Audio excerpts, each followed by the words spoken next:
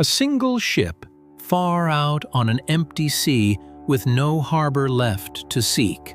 On its deck stood 700 men, and every one of them was marked. Half of each head was shaved clean to the skin, the badge of the outcast, so that any shore they reached would know them at a glance for what they were. Men cast out, men no country wanted, and at their head stood a prince with no crown. Young, beautiful, dangerous. His name was Vijaya. He had been born to be a king. Now he was nothing at all.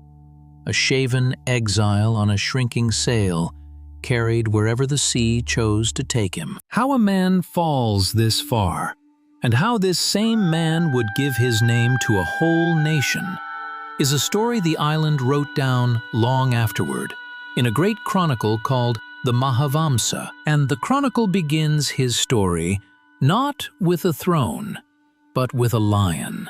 For the blood that ran in Vijaya, it says, was not entirely the blood of men. Far away, in the country of Vanga, a king's daughter had been born under a strange prophecy that she would one day be joined to the king of beasts. Ashamed, restless, she fled her father's house and went out alone into the world. And in the forest of a country called Lala, the chronicle says, a lion took her, not to devour her, but as a bride, a beast of terrible strength, and she without fear of him. In his cave she bore him twins, a daughter fair as morning, and a son whose hands and feet were formed like a lion's. She named the boy Sihabahu, the lion armed. The boy grew with a strength that was not human. At 16, he lifted the great rock that sealed the cave and carried his mother and sister out into the daylight, back toward the world of men. But a lion robbed of his family is a grief that lays waste to kingdoms. The beast ravaged the land, hunting for the children it had lost, until a reward was cried through the country for anyone who could kill it. And it was Sihabahu, the lion's own son, who took up the bow.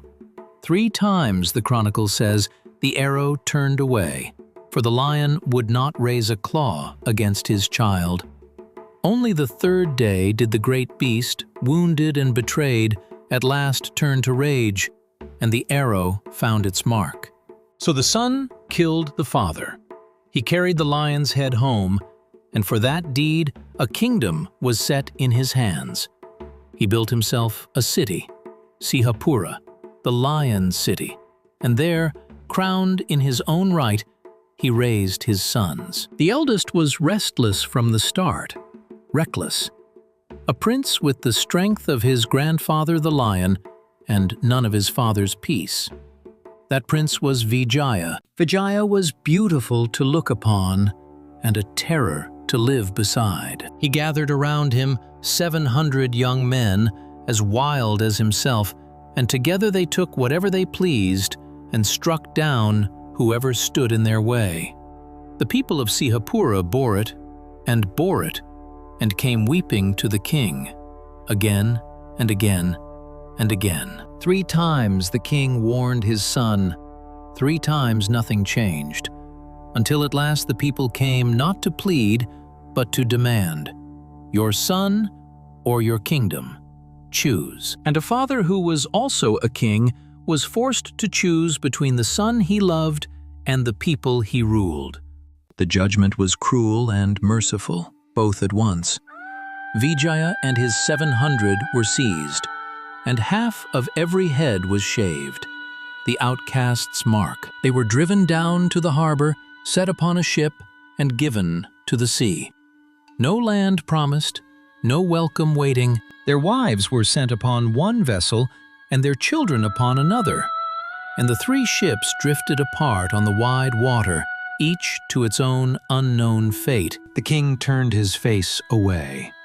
And the prince, who might have been a king, sailed out of his father's story altogether into ours. But the chronicle tells us Vijaya did not drift by chance. For in that very hour, it says, Far to the north, the Buddha was passing from the world, lying down between two sala trees to enter his final rest. And with his last thoughts, he turned toward a green island in the southern sea and saw what it might one day become, a lamp in which his teaching would burn for ages after he was gone.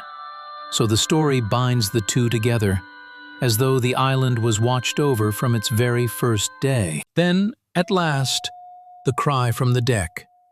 Land.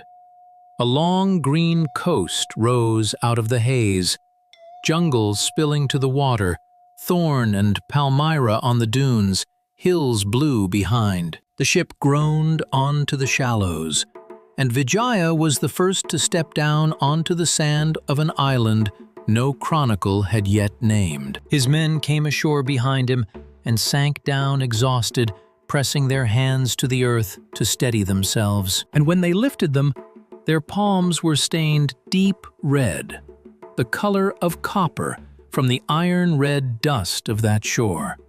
So they gave the place its first name, Tambapanni, the copper-colored land. 700 exiles standing on an unknown coast at the very hour the world lost its Buddha. They did not yet know that here a kingdom would be born. But the island was not as empty as it seemed. Beyond the tree line, in the green shadow, something was watching them. This land already had its people, older than any chronicle, with powers of their own, and they had no intention of giving up their island to 700 shaven strangers. Vijaya had crossed the sea and lost everything to reach this shore. Now, he would have to fight to keep it.